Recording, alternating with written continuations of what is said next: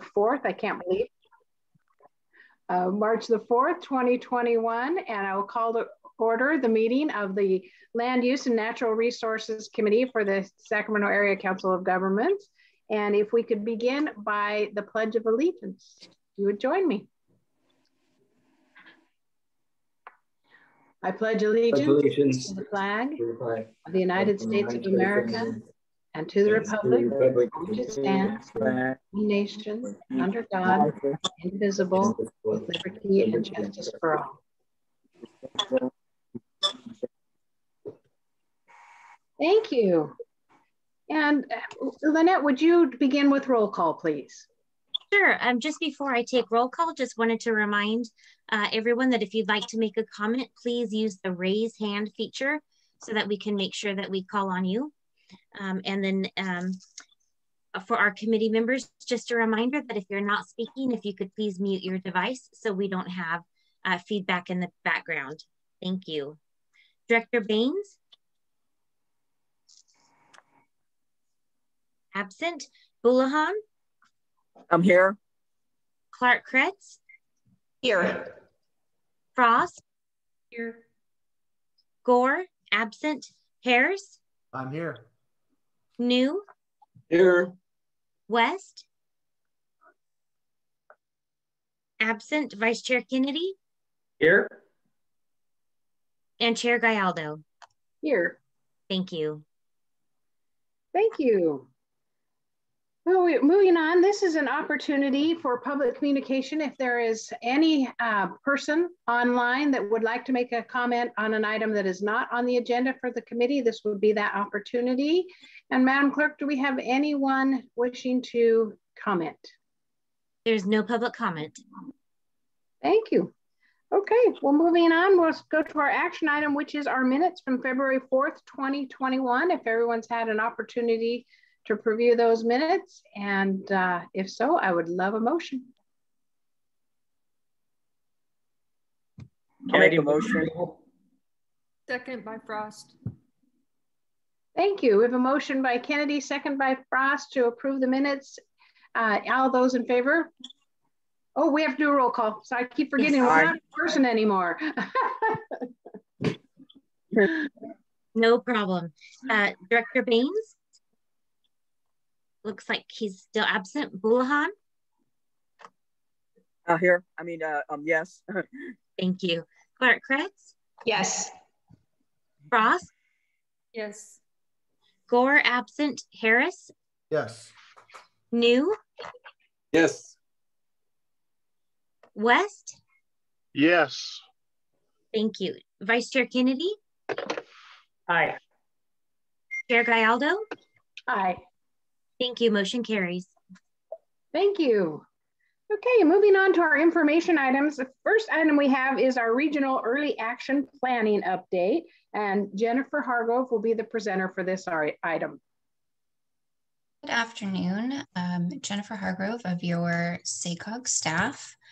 I'm going to share my screen so I can pull up my PowerPoint. Get this going. Okay. Today I'll give you a brief overview of our Regional Early Action Planning Program, or the REAP program. REAP is one-time funding coming to SACOG from HCD. That's the State Department of Housing and Community Development. Every regional agency like SACOG throughout the state is getting this one-time funding for housing planning activities in their region. This program was funded as part of the state's 2019 housing package and is memorialized in Assembly Bill 101. At a statewide level, the program's primary purpose is to accelerate and increase housing.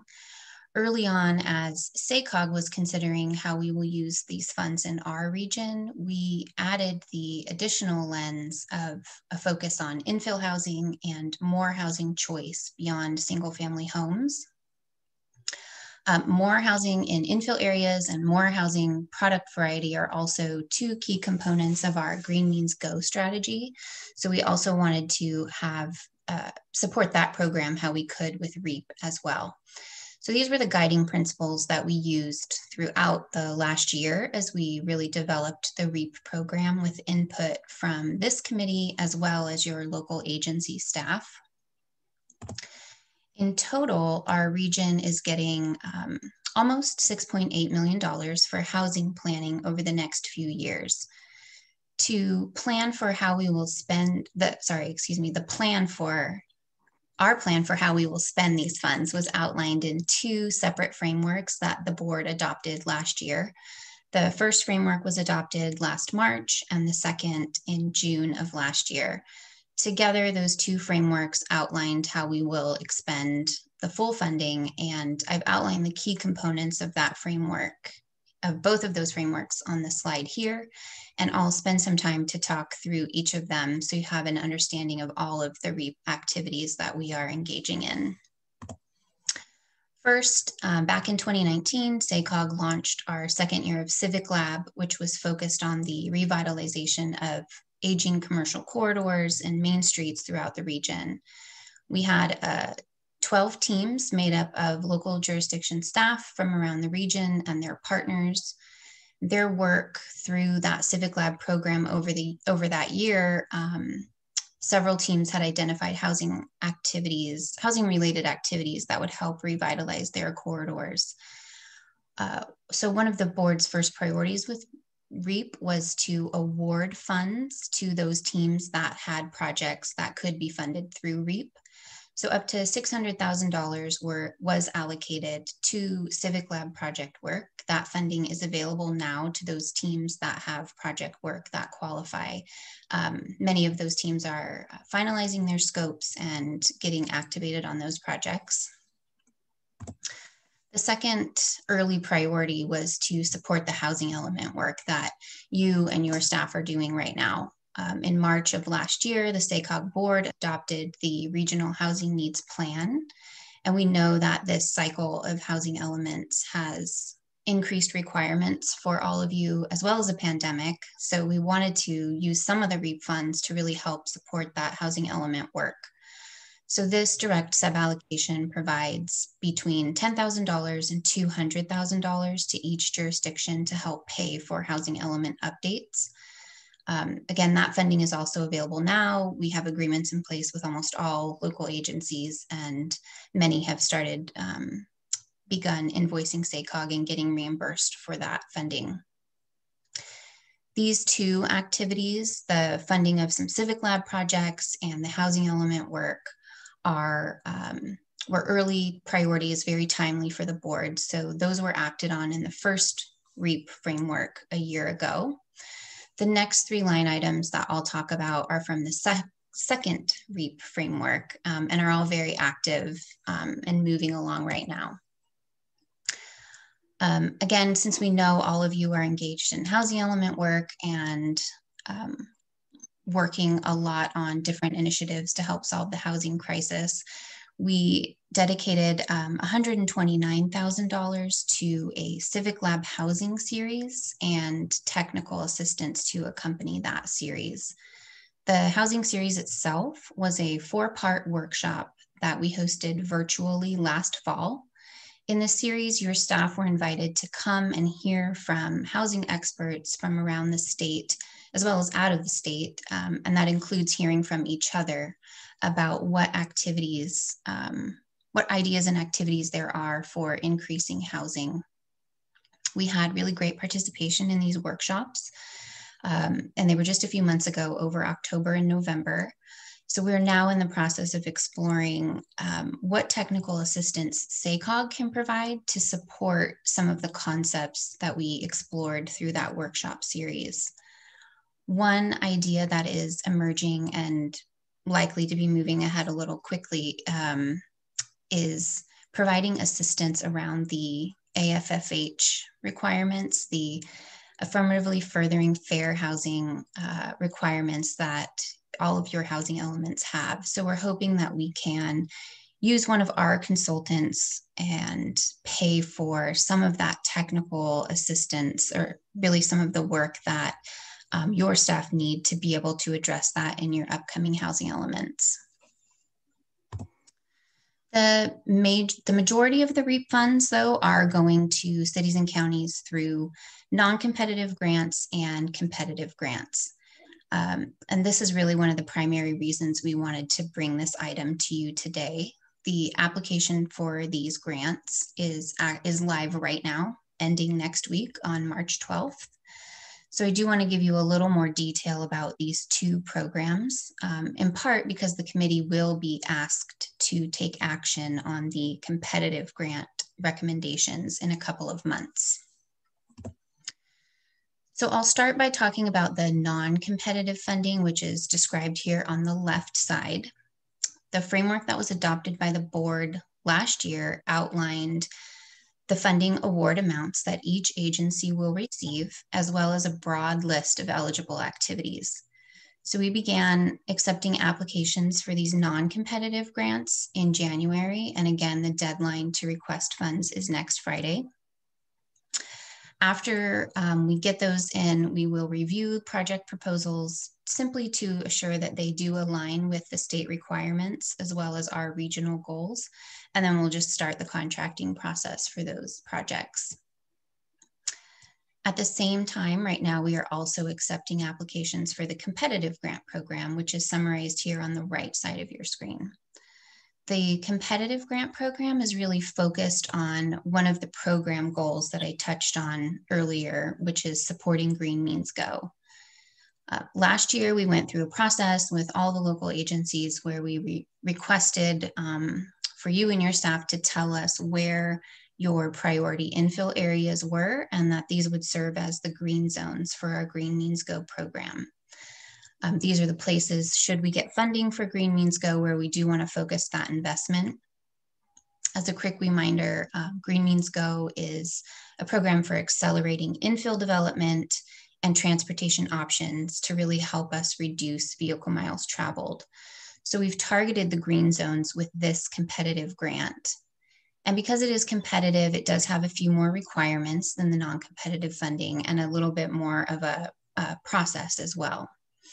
And it's a smaller amount of funding, so we do expect it to be highly competitive. Again, applications due March 12th. We'll get those in. They will the applications will be reviewed and evaluated by a review committee. The review committee will score projects. The highest scoring projects will then be brought forward to this committee in June for your consideration and request action for funding. The last REAP related component that I do want to touch on today is the bench of consultants that we've put together for REAP. We have pre-approved and are working on getting our contracts together with 8 different housing and economic consulting firms. These consultants can be used by any jurisdiction for any REAP funded activities. It's not a requirement that you use one of these vendors, but if you do need a consultant or you want a consultant to assist with any of your REAP funded work, we're working out a primary agreement with these vendors so that it would be really easy for any local agency to come in under our agreement and be able to directly work with these consultants without having to go through your own local procurement process. So we hope that this can help save some time and effort for your staff to really be able to activate the use of these REAP funds. And with that, I will stop there. Happy to answer questions. I am not looking for any action from the committee today. Just wanted to give you a quick but comprehensive program overview. And I will be back in June with project recommendations for the committee's consideration on that competitive program. Thank you, Jennifer. Are there any questions from the committee? Or you're getting away way too easy? Well, you have a lot to talk about in the next few items. You can reach out to me if there's any questions. I'm happy to follow up with anybody. Thanks. The one question I did have for you is on the percentage that we know we're getting that is split. Do our cities know their exact amount that they're receiving now? Yes. Okay. Yeah, everybody knows, and it's available on our website as well. Perfect. Any other questions from the committee? Let's see. I had a comment. We had a council meeting last week, and they had a presentation on Civic Lab, and then tonight we have a joint session with Planning Commission on the housing element. So yeah, so this is timely. Perfect. I'm just hoping staff is aware of these funding opportunities. Yeah, definitely. Greg Chu on our staff has been very involved with your staff. So they are aware of the opportunities, and Greg is talking to them frequently, I think, about it. Okay, well, thank you. Yeah, just had a phone call with your staff about the REAP 2 funds, as well as was with, of course, you last week at the City Council meeting talking about the Rural Main Streets program and Civic Lab program. And I'll be talking about that in a couple of agenda items. Oh, okay, well, thank you. Thank you. Madam Clerk, was there any public comment on this item? No public comment. Okay, well, thank you. Well, we will move on then to our housing initiative, the Mind the Gap initiative. And let's see, and it is Dov Keaton that will be our presenter.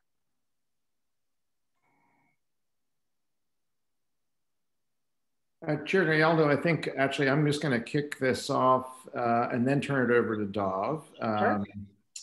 That sounds okay.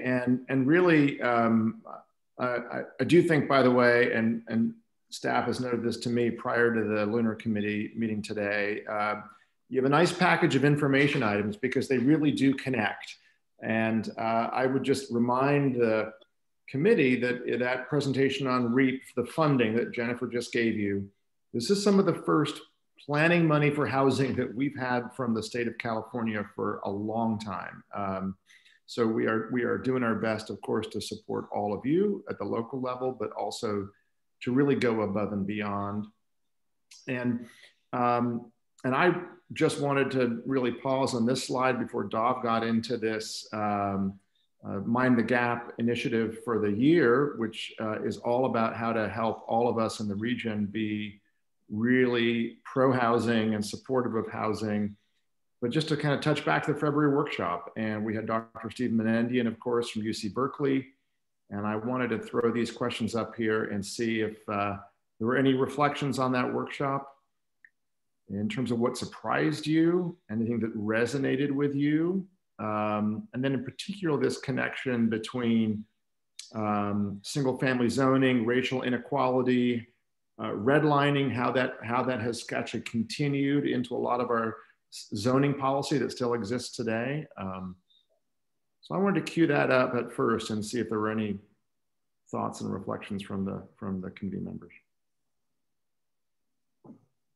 If I may, I thought it was just a brilliant presentation and certainly eye-opening. I'm super excited to see the data that is collected from his area, and then I think he's going to go out statewide. And I feel like once we get that data, it's going to be even more interesting. Some of the things that I was thinking about after listening to him was just finding that geography is going to play a big role, I think, specifically to our state. And while he's, focusing on the Bay Area, I'm just super interested to see how it all lays out. But I loved every second of it, and I appreciated his time. It was really, really interesting. Great. Well, I think I had the pleasure of watching you give a brief presentation at the BIA the other day, but I have to tell you, I with Jan, I think it was a fabulous presentation. I kept reflecting back to remembering one of my family members that lost their husband many, many, many years ago, and talked about she went to buy a home and they wouldn't loan to women at the time because a single woman, clearly was going to not be reliable and was going to have children and couldn't do it. That was the view. And so I think that resonated with me, looking at how we would not thought about the fact that where you're living is such a predictor of where you'll be or your earning potential. I thought that was just really interesting as we and you can see how it happened. I guess that was, for me, I can see how that began to happen and so I just thought it was fabulous. I learned a great deal, and it definitely gave me time to sit back and think.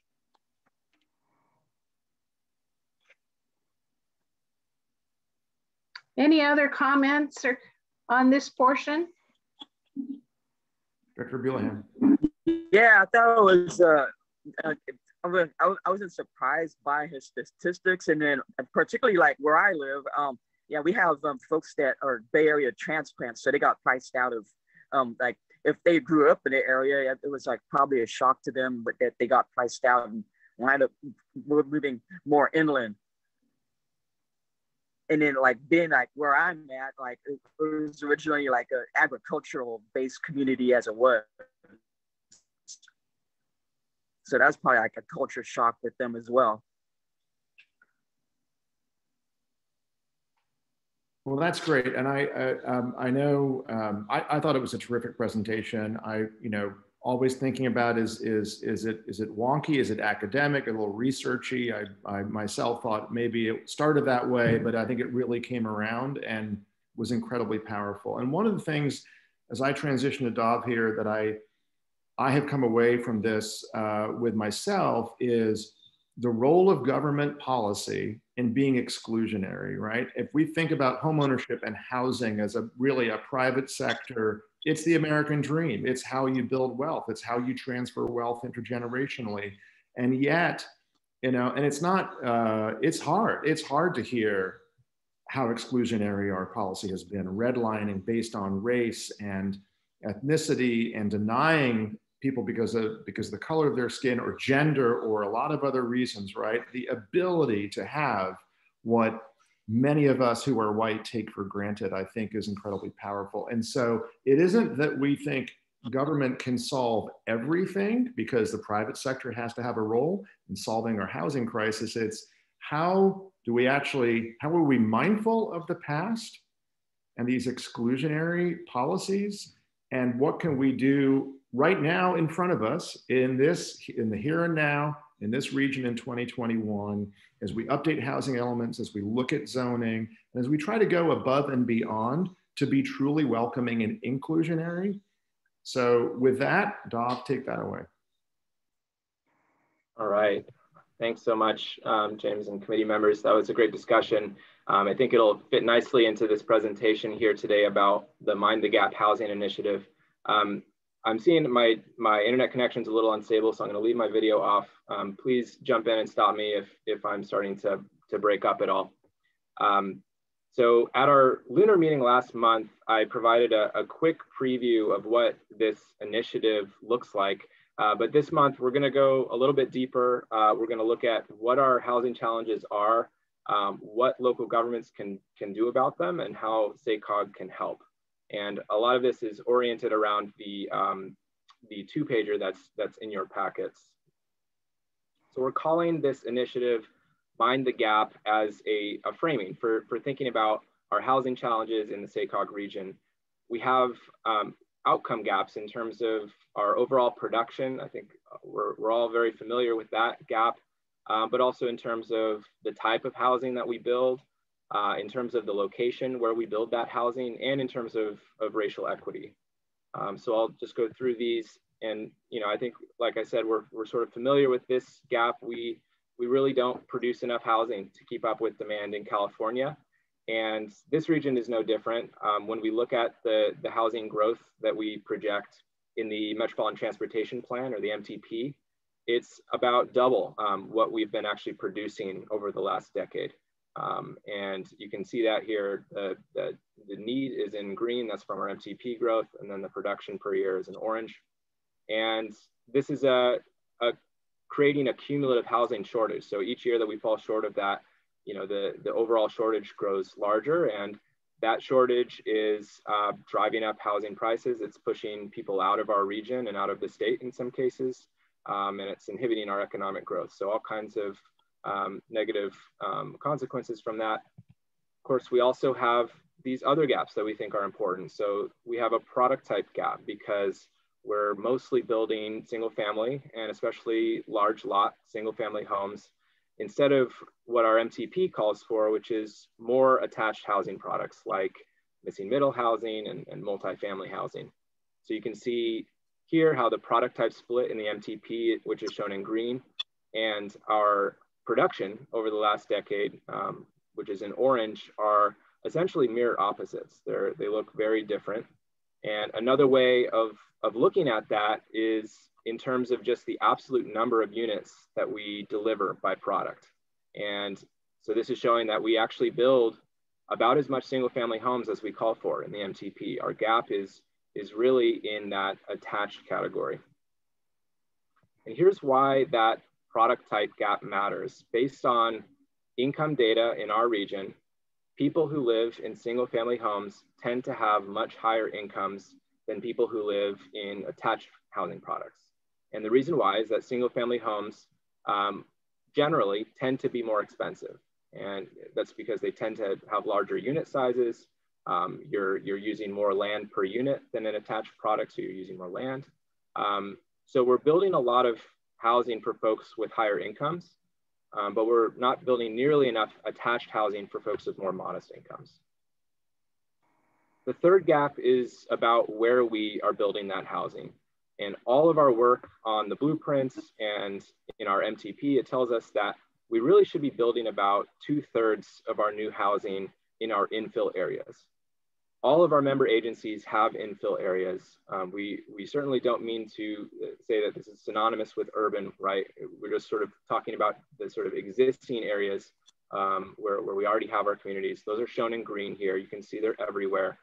And this is one gap I'm happy to say that we're making progress on. We are increasingly seeing more of our growth happen in these areas. The trick is going to be continuing that trend as we begin to scale up our production to the levels that we know that we need.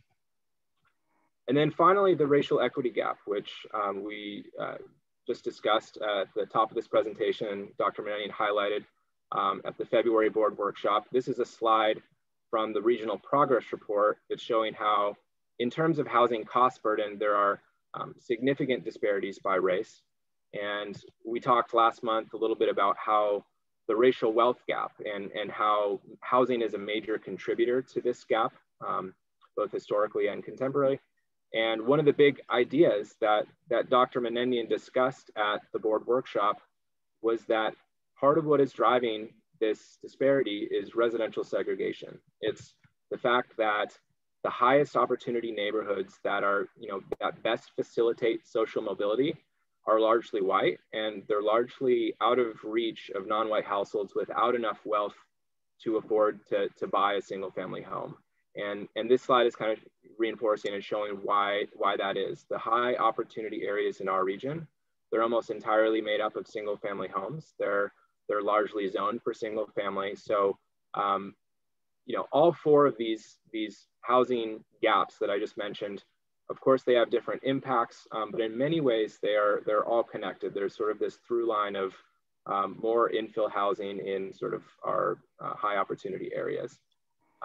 And James mentioned, right, we know there's no silver bullet here. There's certainly some causes that are outside of our control, and but there are actions that we believe we can take at the local level to help fill these gaps.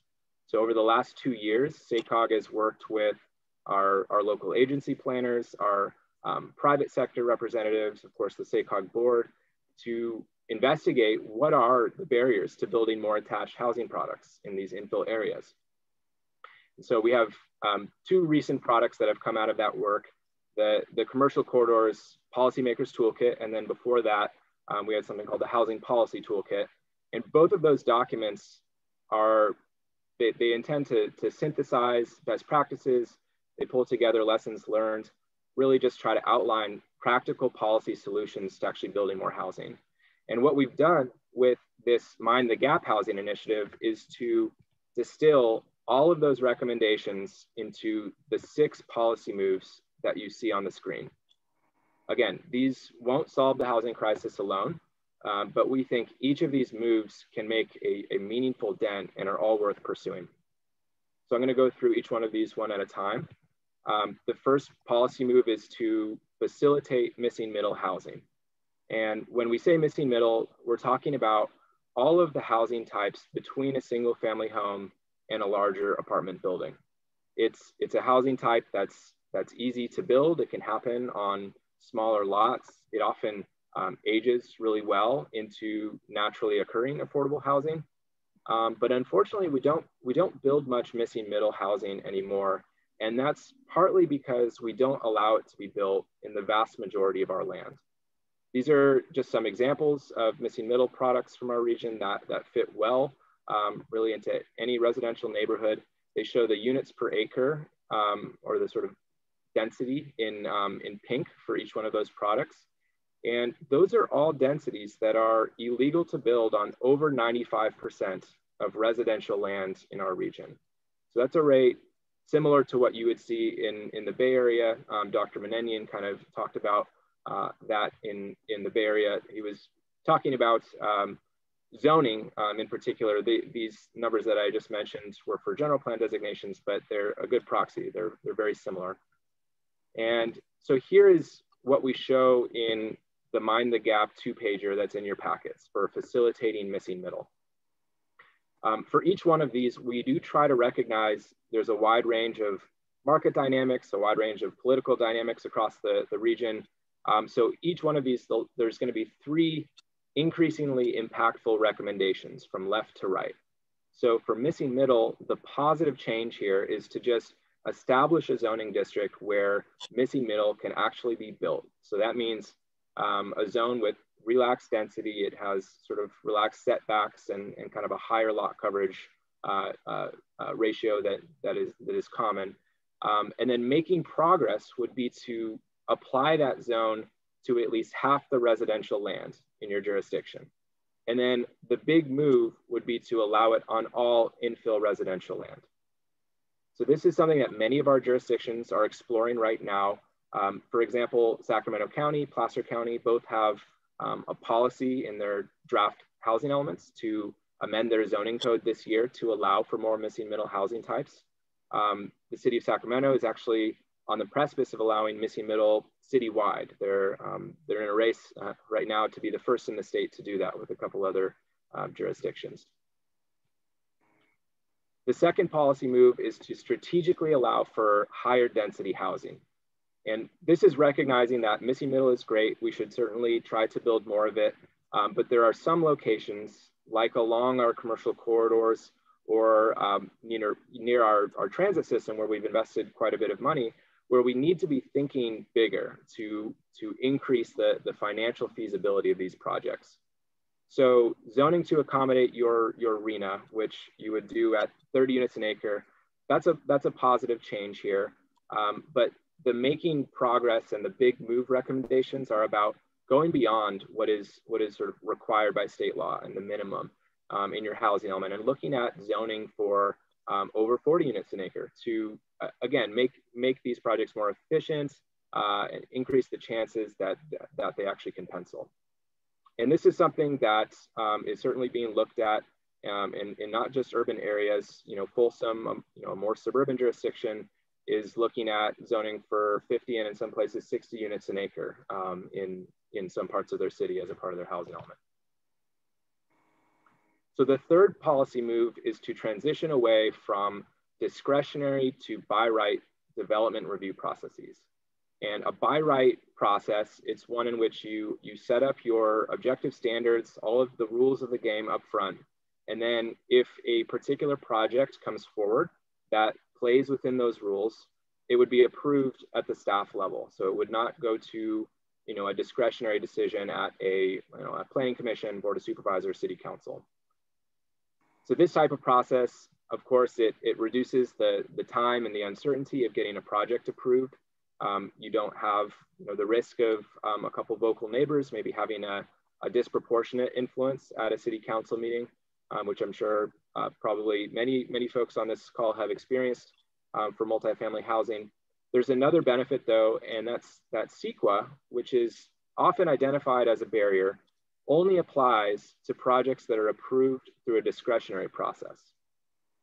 So local governments have the ability to take CEQA out of the game, and by approving these projects at the staff level, you would be relieving the burden of the project applicant providing that CEQA document, which is expensive. And you're also eliminating a lot of the litigation risk down the road, because oftentimes the CEQA document or the EIR, whatever it be, is what opponents will actually litigate. So making progress on this policy move would be to make all of your housing element sites by right. But you can make a bigger move by expanding that to commercial zones, even to all multifamily housing altogether. The city of Sacramento has done that recently. Sacramento County is taking steps to do so in their commercial and business professional zones right now as a part of their housing element. So moving on to the fourth policy move, which is to reduce government mandated parking requirements. Parking requirements, they refer to when a local government requires builders to include a certain number of car parking spaces for every new housing unit. And sometimes that is done just on a ratio. So it'd be like 2 parking spaces for every unit. Sometimes it's by the bedroom, but it's usually sort of a universal number across the jurisdiction. And these mandates, they add significant costs, sometimes as much as $40,000 per space. So that's quite a bit of money that's going towards housing for cars. And it's reducing, of course, the financial feasibility for new housing.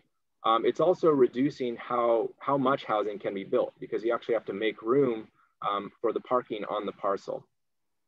It's also sort of just a crude instrument that really does not consider the fact that travel choices vary pretty dramatically depending on the people who live in the building, the location of the project. You know, we know, for example, that lower income households or households that live near transit, they're more likely to not own a vehicle, or maybe they're a 1-car household, but parking requirements might require the same number of spaces for these projects, which is, again, just unnecessarily driving up the housing costs for that family. So we are recommending reducing or eliminating parking requirements and letting the builder determine how many parking spaces are necessary. To be clear, in most places, this doesn't mean that developers won't include any parking in their projects. It just means that they can right-size the number of spaces to actually reflect the actual demand that they think that the building will have for parking based on, again, the types of folks they expect to rent and the location.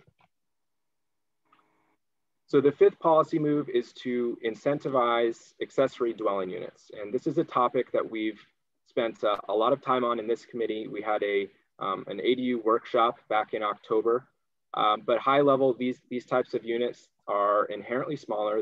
They are more affordable than most new housing. And we think they have a tremendous potential in a region like ours. Interestingly, many of the best practices that we called for in those toolkits on ADUs are actually now required by state law. So the making progress recommendation here is to just make sure that your local ordinance is up to speed with state law. But we also include some other ideas for how to go beyond state law to really advertise, educate, encourage homeowners to pursue ADUs as you move towards the right there. So for example, City of Rockland is pursuing an ADU promotional campaign with pre-approved prototype plans and possibly even a dedicated loan program as part of its housing element. And then our sixth and final policy move is to reduce displacement by protecting tenants and funding subsidized affordable housing. This was a topic we covered in some detail with the Commercial Corridor Task Force.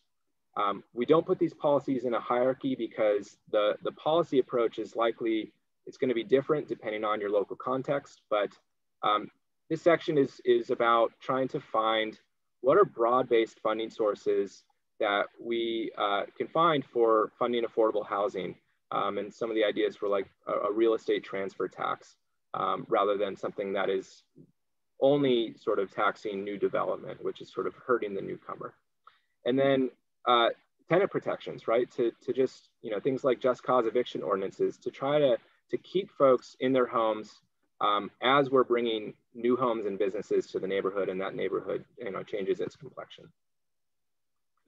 So those are the 6 policy moves that we're encouraging as part of the Mind the Gap initiative. Between housing elements, the significant planning funding available, we really have a unique opportunity to make meaningful impacts on housing this year. So in 2021, SACOG staff, we're really focused on supporting you and your staff as you update your housing elements. It's of course a big lift this cycle, we know that. And hopefully as a part of that, pursuing some of the 6 policy moves I just went through. I did want to finish by talking about how SACOG can help. You heard from Jen about the REAP funding and how we are actually, for the first time in a while, able to directly fund some of these policy changes. As I mentioned, we have really placed an emphasis this year and last year on doing whatever we can to help you with housing elements. Last year, we provided your staff with a variety of data products, mapping resources, analyses, all kinds of things that have kind of made their way into your draft housing elements and saved your staff time and money. This year, we're continuing to do that. Jen mentioned we are providing a consultant to help you with the fair housing requirements as a part of your housing elements. We continue to provide quite a bit of housing technical assistance outside of housing elements as well. So from the Civic Lab housing series to we provide CEQA streamlining tools to the Rural Main Streets program, which my colleague Greg Chu is going to discuss in a moment. And then finally, recognizing that the policy moves we talked about, those are all at the local level. That's intentional because those are the things that we know we can more directly control. But we recognize that that's just a piece of the puzzle. And so we do engage quite a bit at the state level on legislation. We weigh in and help shape state grant program guidelines to try to make our member agencies a little bit more competitive in those. We weigh in on state planning process reform. The state is exploring long-term RHNA reform this year, and so we're engaged on that. And of course, we continue to look to secure additional state resources through the Green Means Go program. So thanks for sticking with me through that. I know there's a ton of information. I'll just wrap up by saying that we would love to have an opportunity to talk about the Mind the Gap initiative with your planning commissions, city councils, board of supervisors, wherever you think it would be helpful. So please don't hesitate to reach out, extend an invitation so we can continue the conversation. So thanks so much and happy to answer any questions. Thank you, Dov. Any questions for Dov on that presentation? I have a question. I see some raised hands. Pierre.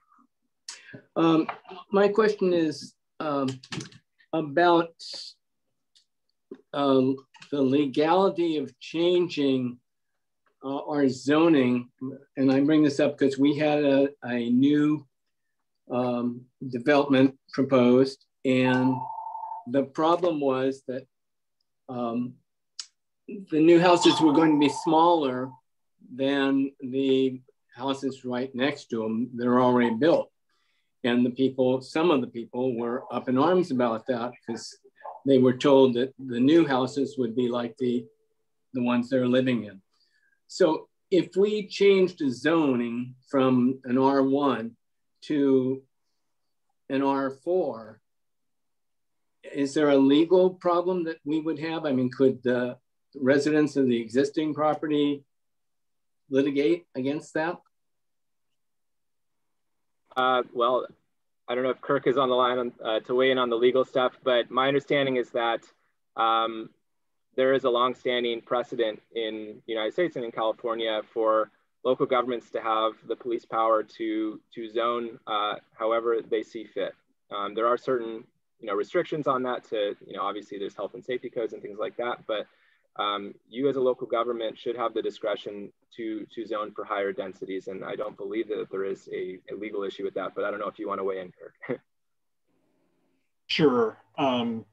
Director New, not to express an opinion to take the place of your own city's council on this, but generally Dov's correct. Unless there are issues in CC&Rs that apply to the property or any other conditions that might attach to it, easements or otherwise, generally the cities have the ability to change the zoning with respect to property, and adjacent property owners don't have a vested right in particular zoning applying to the properties around them. There are exceptions to that.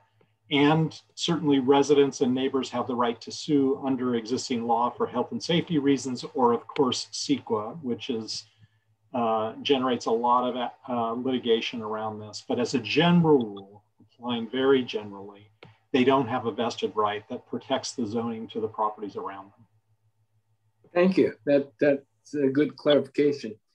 And I have a second question, not about the zoning, but does SACOG have a listing of builders or developers that want to do the missing middle? I mean, we have had people developers come in and they want to build single family residence, but they're not interested in doing anything other than the large single family homes. So is there a resource that we can start looking out or reaching out to developers? I think that's an excellent question. It's not something that we have actually started to do is pull together actual developers, but I think it's certainly something that we could look into, and I think it's a great idea. I mean, I think part of what I would say is that part of the challenge is that we have sort of conditioned developers to build a certain product based on what we have allowed for the last 50 years, right? And so I think there's the missing middle in terms of the housing type. I think there's probably a little bit of missing middle in terms of the people who build that housing type as well. So certainly the start is to allow for it, and then we can start to cultivate that list. I mean, certainly there are some, I do know some, small developers that do that, but I don't think it's the ecosystem of that type of developer is that robust in our region yet. Thank you. Thank you, Director New. Next up is Director Frost has her hand up. Thank you, Chair Gallardo. I had a couple questions and comments. I first wanted to just kind of tag on to what Director New was just talking about, because I thought it was important. These recommendations are presuming that it's the zoning that's the issue, and I just wanted to share that in my experience at the county, I have developers who have been working on projects for 30 or 40 years, and they're still trying to figure out how to pencil those projects, because the cost of the infrastructure and the fact that the infrastructure has been, I guess, deferred maintenance. So there's cost associated with getting these projects off the ground, and their struggle is they can't seem to get, they want to build those affordable houses, but the building requirements, by virtue of the building requirements and the cost associated with all the regulatory stuff that they have to go through, makes it difficult. And so they oftentimes are building the larger homes that sell for more, because that's the price point it'll sell at. And then at some point they'll be stalled because the homes they can build and make money won't sell. The market won't bear it. And so there is another consideration outside of the zoning that is impacting housing, and so I just wanted to mention that. I know builders that have said I could build some nice apartments, but the requirements are just, I can't do it for the price point. The other thing I wanted to ask Dov about was the right by right. On the by right and on the by right and on these recommendations that you're making. So you're saying this is at the local level, there is not a state, the legislature has not passed some law that would allow the by right? Because I can think, I'm again thinking about what Director New was saying, because what he said was hit home again for me. I have communities like in Orangevale, it's sort of a rural area, and there's a master plan that's been in place forever. And everyone who lives in Orangevale knows that they moved there because there was 2-acre parcels and they could be in the middle of the country, but surrounded by cities and close to everything, but still go home and feel like they're in the middle of the country. And everyone wants to buy one of those 2-acre parcels and build a big church or a senior home, or, you know, they can think of great ways they could pencil some great commercial project, but everyone comes out and fights it every time it happens. In fact, I have it going on right now on another one that's going to be hard for me, because they're basically saying, we like the general plan. This is the general plan that the county made. It's in place. And so I think if you know, it would be difficult for me to support. I mean, I'd have a hard time with the by right, because I'm not sure, you know, especially with infill in some situations, and I don't know, maybe that's what Kirk was referring to. It depends on the situation, but in some situations where there's a specific plan or a general plan in place, to then just waive it by right and have someone be able to come in and do something, you know, different, using this by right that sidesteps this, you know, the CPAC and the CEQA and the local government. It takes away our land use planning and basically gives it to them because it's their right. I don't know if I can. I'm struggling with that, and I'm not sure. I'm not sure that would go over well in my communities. But maybe you know, maybe that's just my district. I can think of places where it would be just no problem at all and they wouldn't have a problem with it. So I just wonder if you can make a policy like that. And maybe I'm asking Kirk this question, you know, a broad stroke policy like that. It seems like there would be a lot of situations where that just wouldn't fly. Dov, do you want to take a first cut at this? And let's have Dov do the policy response first on the by right. Yeah, sure. So you can do it. It is within local discretion to do that. City of Sacramento, for example, in about 6 months ago, enacted a ministerial approval process for all multifamily housing.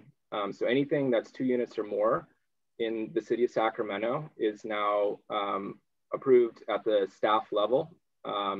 And I would just to be sort of clear about like the distinction between, like, there's the zoning and then there's the development review process, right? And so when we talk about by right, we're talking about the development review process, and we're not changing what the jurisdiction is planning for, right? That's in the zoning. What by right is saying is, here is what we as a community have agreed that we would like to see in the jurisdiction moving forward. So it's not changing that specific plan, that master plan for whatever area. And what it's saying is, when a project comes forward, we're not going to then, you know, go through another discretionary process and have at the project level, we sort of negotiate the terms of that particular project. It's saying that if it matches what we already said as a local government we want for this parcel, then it's going to be approved at the staff level. And did you want to weigh in on the sort of infrastructure necessary, not sufficient component, James? Let's stay on the by right piece, because I think this is important, right? I think what I understand, and Dov is confirming, is this is really about implementing the plan you have and making it easier to do what you essentially have agreed to do through your general plan and your zoning, right? It isn't to sort of say, well, suddenly we're, that's what I hear you say, Dov, right? And I hear you. Is it in the general plan then? The by right is in would be just, it would be, if it's in the general plan, then you're using the by right process in implementing it. Is that what you're telling me? It would, so a by right approval process, you could do that through your zoning code. It could be in your general plan. It's sort of outside of the zoning. Again, it's not really touching what is allowed to be built. It's just talking about how a project comes forward. So it's not where you have a certain zoning here and someone can come in with the by right program and do something totally different than that zoning. It's not a zoning variance. It's consistent with the zoning that was voted into the plan at that time, basically. That's exactly right. Yeah. So anytime, if you're doing a variance, if you're doing something that goes outside of what you've already planned for, that's inherently going to be a discretionary process, and that would go through the normal sort of, you would go to a planning commission, okay, could get appealed to a board of supervisors, right? But what we're talking about are projects that come forward that comply with the letter of the law. It's hitting all of the marks that you've already set out in the zoning code. How do you go about approving that type of project? Okay, that makes sense. Total sense. Okay, and then the other question I had was regarding the fund subsidy. Where does that money come from? The rental assistance fund subsidy, where does that money come from? All right, just to make sure I understand your question, Dr. Frost, are you referring to like the subsidized affordable housing that I mentioned in the 6th policy move? The 5th, or it was one of the last ones. The last one? Yeah. So I think the policy moves 1 through 5, right? They're sort of about product types, right? And all housing, they would apply to both a deed restricted affordable project and a more market rate project. The last one that I mentioned was about finding ways to fund subsidized affordable projects, recognizing that there's going to be some folks in the community, even in a healthy housing market, where they're not going to be able to afford housing on the open market, right? And so we're trying to figure out ways of how can we subsidize that housing and ensure that it's rented to folks that have more modest incomes. And so are you talking about down payment assistance or rental assistance? So in that one, I was mostly talking about funding subsidized affordable housing. So the project itself would have a unit that has a restricted deed that's only available to folks that make a certain income, and it's available at a subsidized rate. So we already have that. Don't we already have that?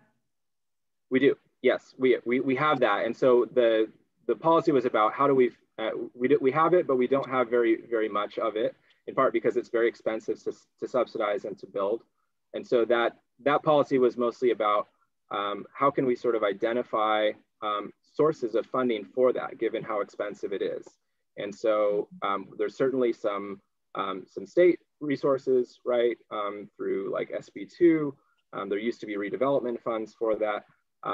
Increasingly, local governments, because we don't have redevelopment, are looking to fund that themselves, right? And so that was one of the things that we talked about in some of our toolkits was, what are ways that local governments can help raise that revenue? And the point I was making in the presentation was that it's ideally, you'd like to have that be raised on a broad-based taxation basis. And I draw a distinction between that and something like inclusionary zoning, which can work, but what that's doing is it's basically it's subsidizing a percentage of new developments as affordable, and that subsidy is coming from whatever isn't subsidized in that project, right? So it's basically subsidizing it through the rents of newcomers. And so what we sort of talked about in the commercial corridor task force was, what are ways that we can actually raise revenue for subsidized affordable on a broad basis? And so one of the ideas that we talked about was a real estate transfer tax, where when you anytime you purchase a property, you pay a small real estate transfer fee. So some jurisdictions across the state are now looking to, maybe we can increase that. Maybe we can increase that on a progressive way where you're paying a little bit of a higher rate if you're buying a $2 million home, and have that potentially fund affordable housing. But there's all sorts of ways of trying to fund affordable housing. That was just one of them. And the only other thing I'm thinking is while we're talking about higher density, I just can't help but mention that where I come from in Citrus Heights, we had one street called Sayonara Drive. Probably everybody in the whole, everyone in the region knows about Sayonara. It was one short little street that had all these apartments, and they were all inexpensive. And it just ended up that everybody who lived on Sayonara was either a drug addict or, you know, it was just a high crime.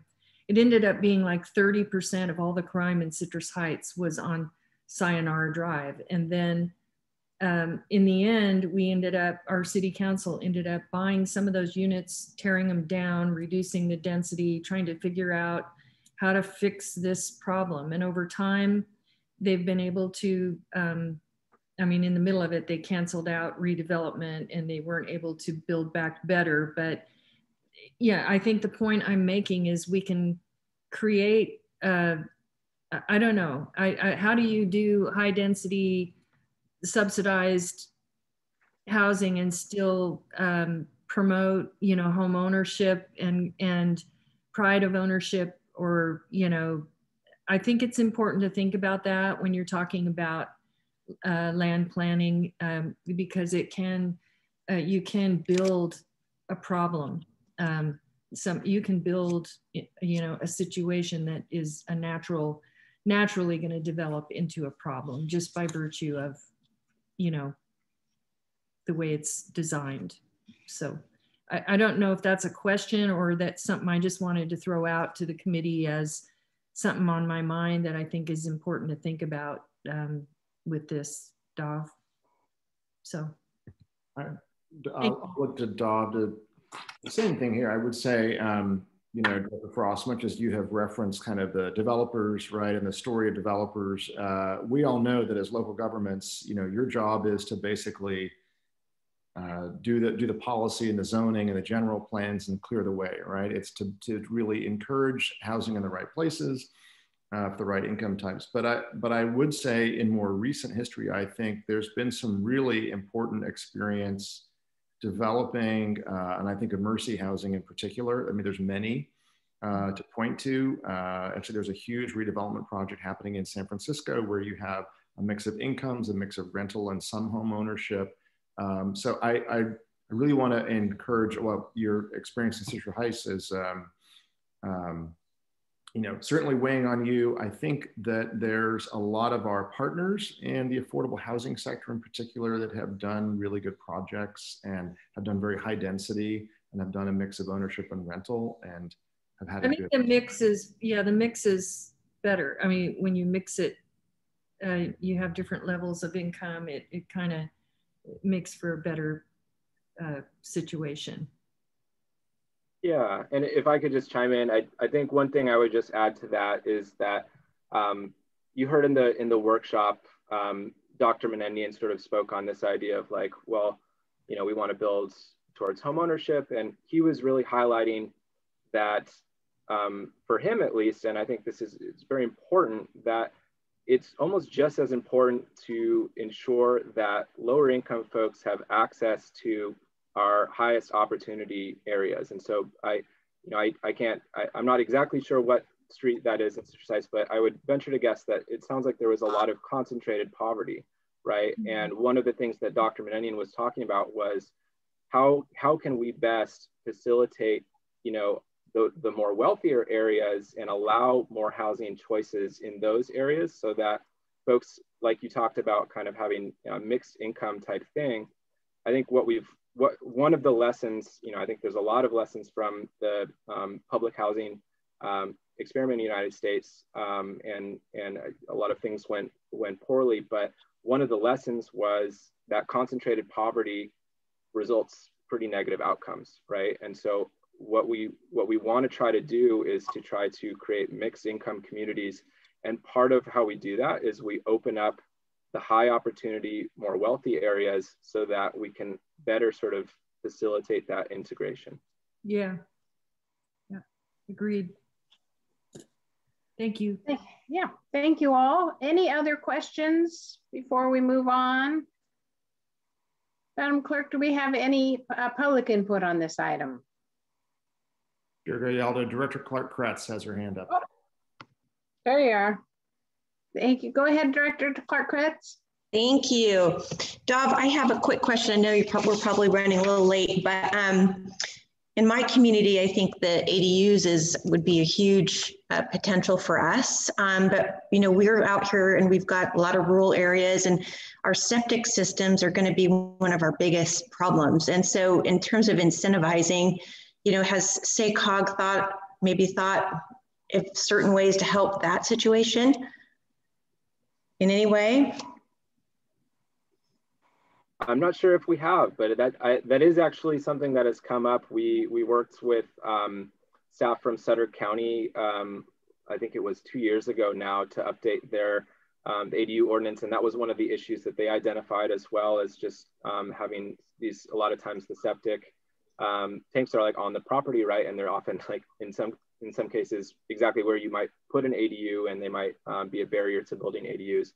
I think it's a great flag. I'm not sure I have an answer for you in terms of what we can do. I know certainly on the infrastructure front, that's what we talk a lot about in the Green Means Go program, but I don't know, maybe we can start to look into that more as a part of Green Means Go. Yeah, and then one more question, if you could just clarify for me, you were talking about the buy right, and you were saying that it was enacted, and I think that's where I'm kind of not clear on how you would enact something like that in a jurisdiction. Yeah, it's sort of interesting, right? Because it's not like, it doesn't fall neatly into, you know, a normal document, but so every jurisdiction approves, they have an approval process, right? And they'll oftentimes in their zoning code, sometimes in their general plan, they will say, here's how if a project comes forward, it would go through the approval process. Here are the sort of checks and advisory committees and planning commissions. Here, this, you know, if it's above a certain unit threshold, it goes to this committee, that type of thing. So that process is outlined somewhere. And so what we're sort of recommending through this initiative is to amend that section of wherever you put it, either in your zoning code or in your general plan, and certainly your city staff would know where that is. Okay, and if we were to say not have something like that, it sounds like it would have to come to the town council to approve something like that. Yes. Thank you. Thank you. It looks like Vice Chair Kennedy has his hand raised. Actually, I lowered it, but I'll just real quickly say to Director Clark Kretz that talk with your sanitation district, because we've had the experience in Sacramento County in a number of jurisdictions where there's actually quite a bit of grant money where it makes it virtually free to convert and hook up to the system. So you might want to look at that. There are a lot of opportunities out there. Thank you. I wish we had sewer pipes everywhere, but we don't. But thank you.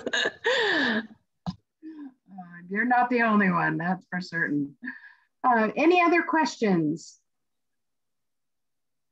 Sure, if I could, as you round this out and we head into the next item, and I mentioned this in my opening, but if you think about this and the Mind the Gap initiative, right, that Dov just laid out there. And by the way, I was in front of the North State BIA yesterday talking about exactly the same thing as you heard, Chair Gallardo.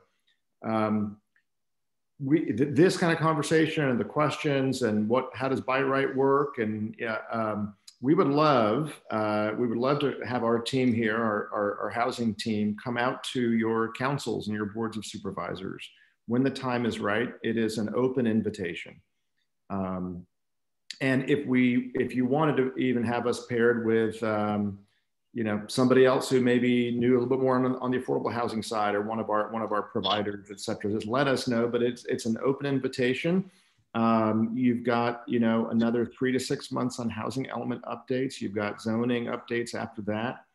And over and above all of that, as we're trying to, Dava's laid out here in the Mind the Gap initiative, you know, our question really as a region is, how can we go above and beyond, right? How can we use creative problem solving to address the housing crisis?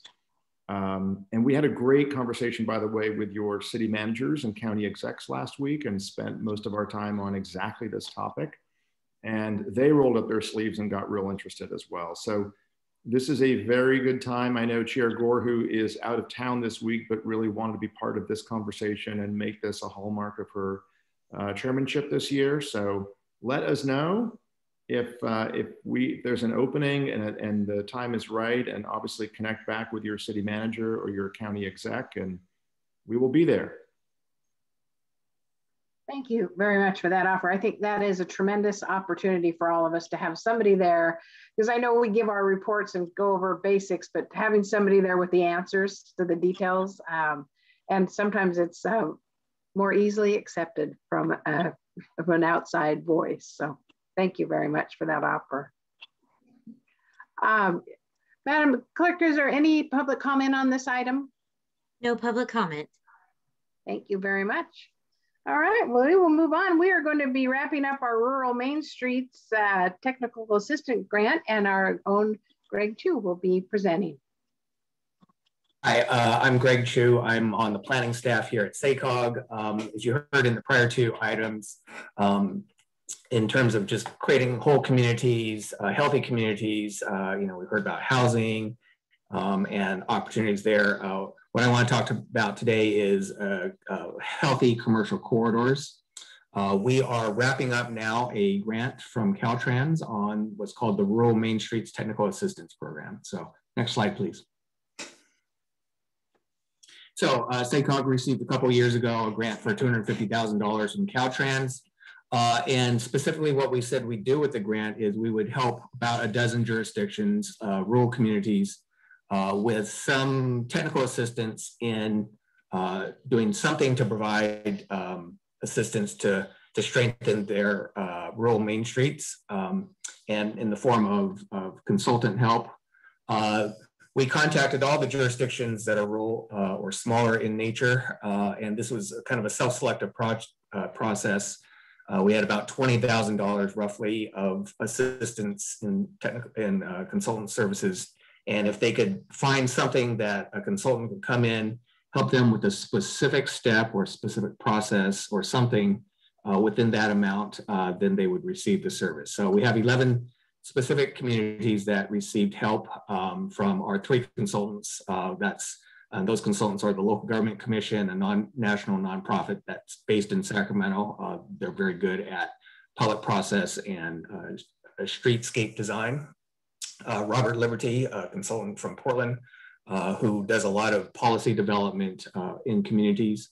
And then Michelle Reeves with Civilis Associates, and she works on specifically the business community and how businesses can adjust towards managing revitalization on their main streets. So the 3 specific kind of areas that I'll talk about, I'll talk about all 11 communities, and they fall into 3 categories of assistance: streetscape design, which is the physical development of the street; business assistance in terms of physical planning and design; and then public education and policymaking. Next slide, please.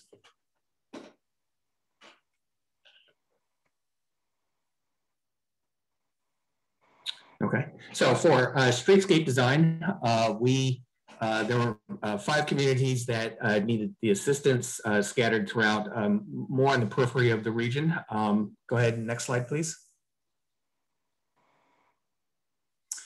In Colfax, up in Placer County, they originally wanted, they have a challenge of getting people off the highway and down into their downtown. It's hard to see from the highway or any of the rest stops there.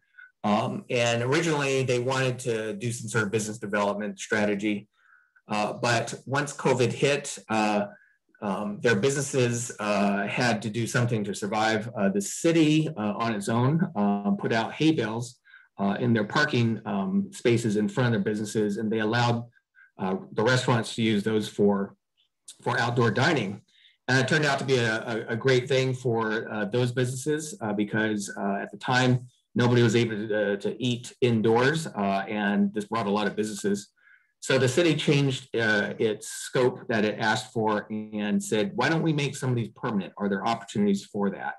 So the consultant, Local Government Commission, and its subconsultant, Opticos Design, created two different streetscape scenarios where there'd be a lot more outdoor seating, pedestrian areas, make it safer. So they have two designs. We ran a workshop to get some feedback from the property owners, the business owners, and the residents. And then from there, one hybrid design came out of it. And that was all just at the end of this past year. And the result was the city working with the Local Government Commission. Local Government Commission volunteered to write a grant to Caltrans to get some more money to further this design and then ultimately to get construction. Next slide, please.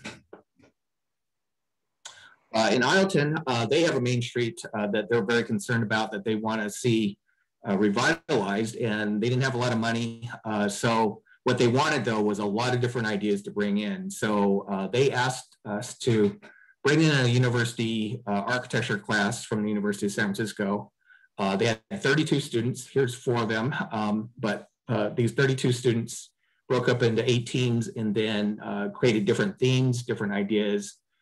We spent 4 full days with them, and they presented their ideas, refined them with the assistance of the community members. There's about 7 or 8 of them that was involved with the Civic Lab program the year prior. Gave them a lot of feedback with real specific information and on things that would work. So that was presented to the City Council last week. Director Bullihan mentioned that. Where it leaves it is with the feedback from the committee and some feedback from the City Council and the Planning Commission, the city, if it wanted to, it'd be ready to apply for future grants to get this architecturally and engineered designed, as well as ultimately to seek construction for these improvements. Next slide, please.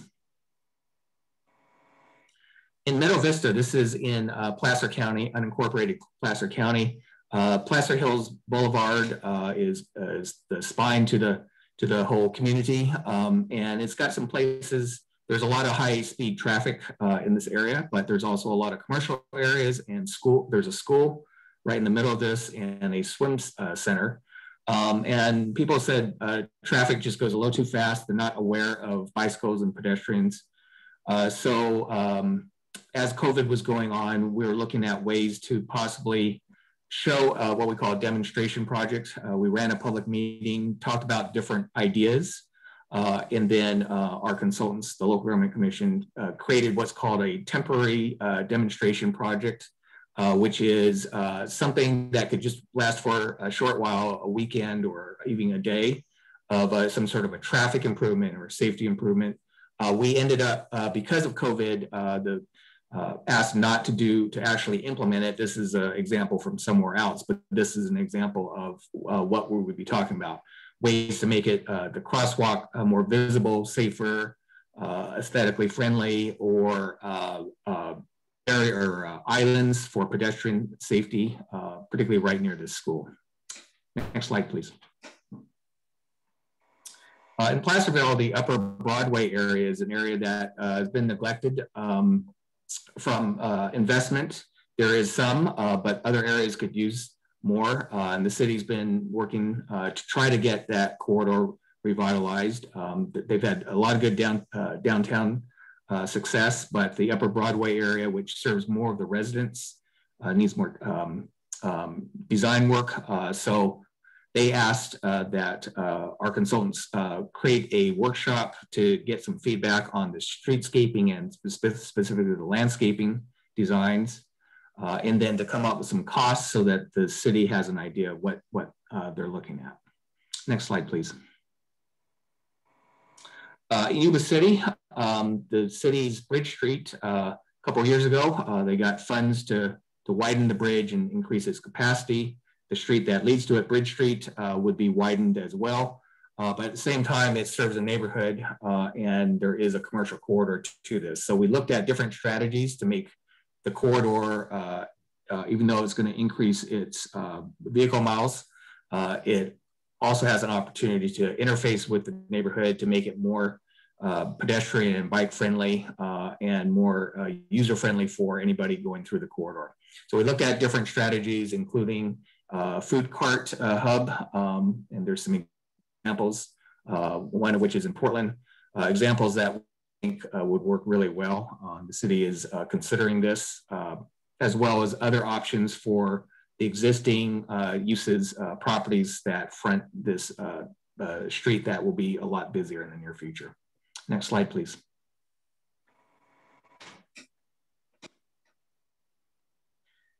Business assistance is the second category of assistance that we provided. That is specifically on the planning, design, or physical elements of the businesses as it relates to the streetscape. Next slide, please. And we helped out in 5 different communities here. So in Antelope, this unincorporated Sacramento County off of Warlerga Road in the north part.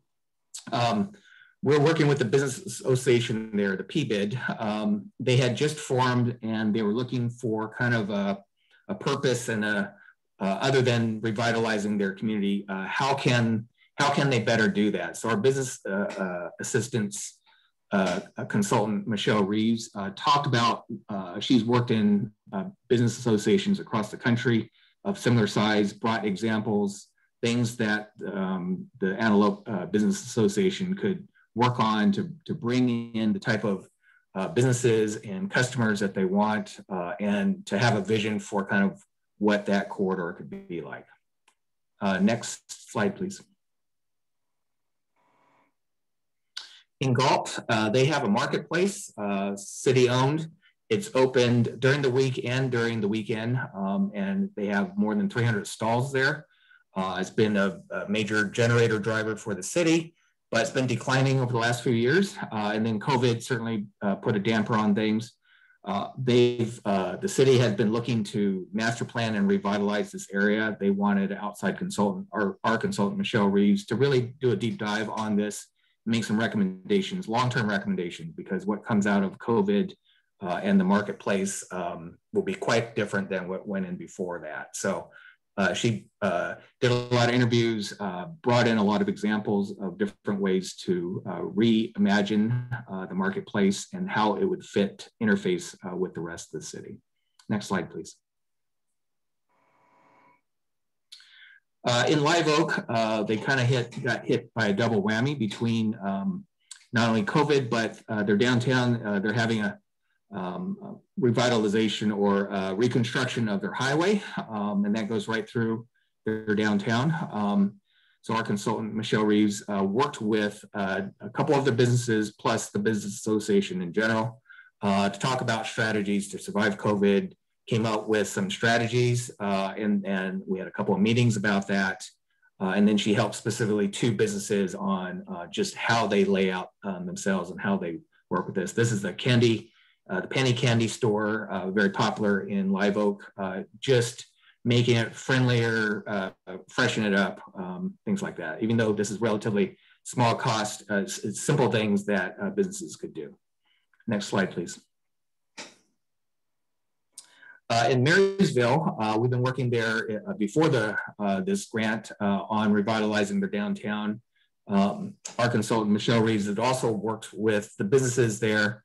During COVID, once that hit, it was immediately realized that the business community needed to get together, which it really hadn't before, and talk about what strategies it could collectively do. One of the things that came out of it was outdoor seating for the restaurants. That's something that's both safe as well as a service that's needed.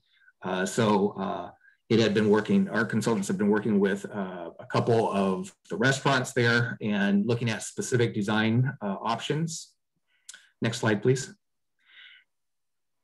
The consultant had also been working with retailers about how to display their merchandise and their windows. So in this case, it was a Western wear store that the consultant worked with. This is just an example for the Western wear folks to look at. Also worked with 3 window displays and cleaning those up, made them light up 24/7 so that there's always a presence in the downtown. And it helped kind of liven up the downtown at night. Next slide, please.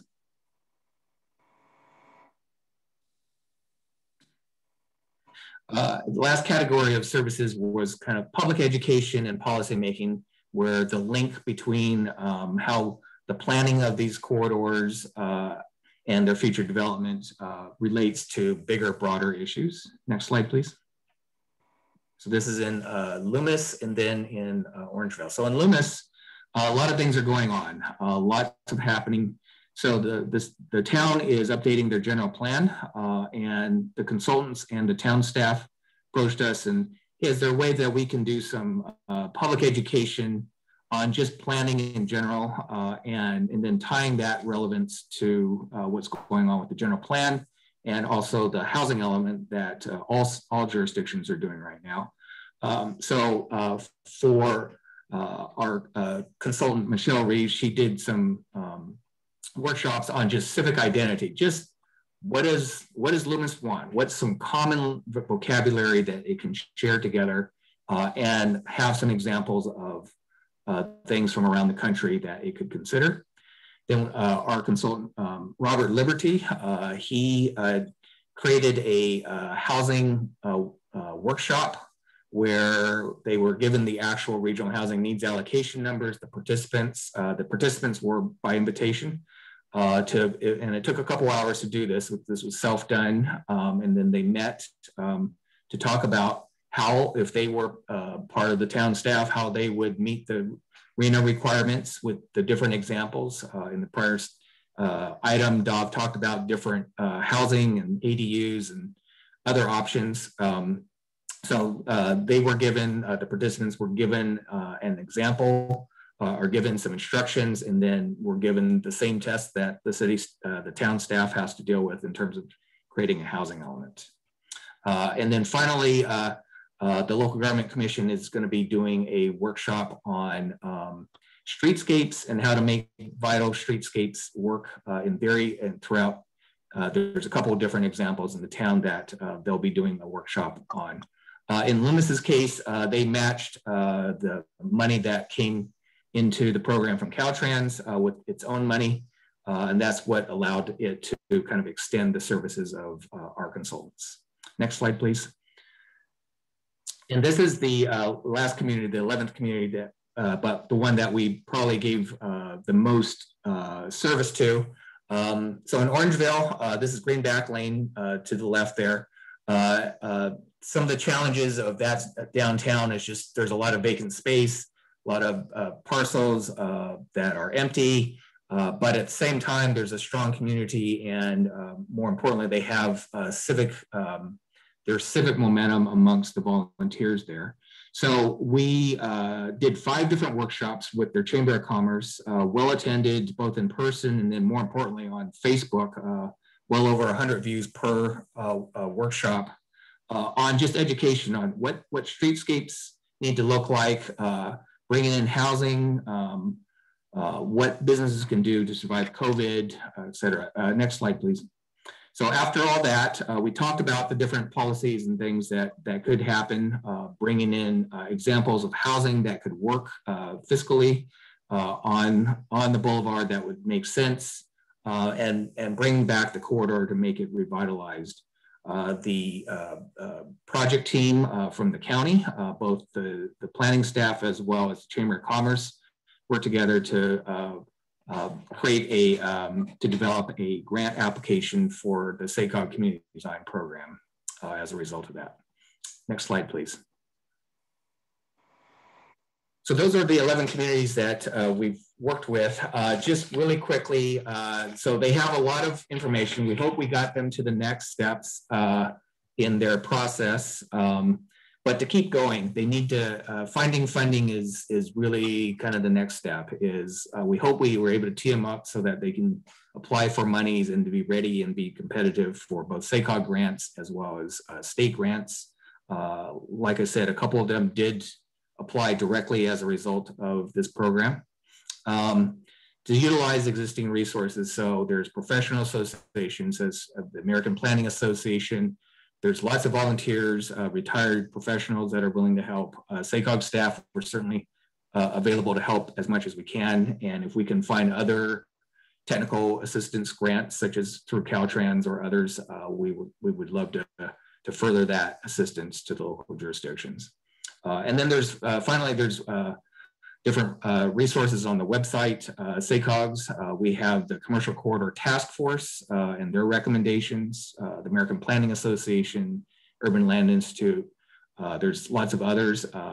Your planning staffs who work with SACOG frequently, they know how to contact us, and they know we're always available to point them in the right direction or even directly dive in ourselves if it's appropriate. So with that, I'll be glad to take any questions, and you can turn off the screen, please, Katie. It looks like Director Frost has her hand raised. I don't really have a question. I just wanted to thank Greg and all the SACOG staff for all that they did for, especially Orangevale. It meant so much to that community, and they haven't forgotten they're working on stuff that you had kind of advised them on, and both Antelope and Orangevale. I just wanted to personally thank you for everything that you did to try to help us.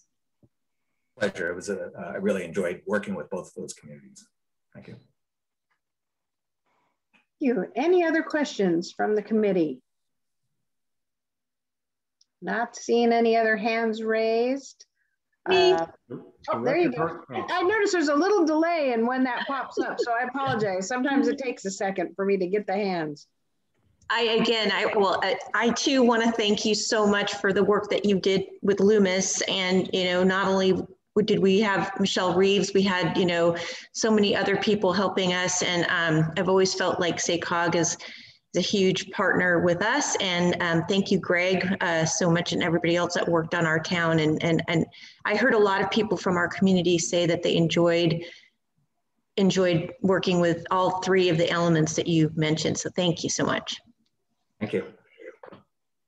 It looks lovely. I absolutely concur. It looks beautiful in downtown Loomis. Well done. Any other questions? If not, I'll ask Madam Clerk, any public comment on this item? No, I'm not seeing any public comment. Mindset, yeah. There we go. Okay. Well, thank you very much. I got a kick out of that sign that was on the picture in Orangevale too. So thank you. Perfect timing is everything. Right. Well, thank you, Gregory. We are going to move on then to something that we've added a little bit today, and I'm going to turn it over to Clint to ask everyone to contribute a little bit about what's happened in their city. Clint, if you could explain. Sure. So you've already heard a little bit of this today. It's just with so much happening right now in all of your communities with housing elements and consideration of the types of policies Dov was talking about. You heard a lot from Greg today about specific examples in some of the communities represented here today. We wanted to try agendizing just a little bit of a chance to report out. So you have this at the board meeting. At the end of a board meeting, you have a chance to report out anything interesting happening in community. I thought it might be a good idea. Director Gallardo and I talked about maybe bringing onto the agenda an opportunity for that type of sharing. Director Bulahan, I know tonight you've got the Joint Planning Commission Council meeting. You're talking about how you might be wanting to spend some housing money coming to you. I think your staff is asking for council input on that. So if there are opportunities like that to share and learn from your colleagues, we wanted to just make that kind of a recurring thing on this agenda. there's no pressure that you need to talk every single time, but if there's something that might be of interest to the rest of your colleagues here, this would be that opportunity. As things come across our inboxes on the SACOG staff side, you'll see every single month in your receive and file items, you'll see a land use and blueprint implementation activities report. A lot of times that is activities that SACOG is engaged in directly with your communities and your staff. We can make an effort to maybe plug those for you if there's a relevant item on that in your community. I can always reach out to you and plug that. It might be something to bring to these report out items. So anyways, that's what this is for.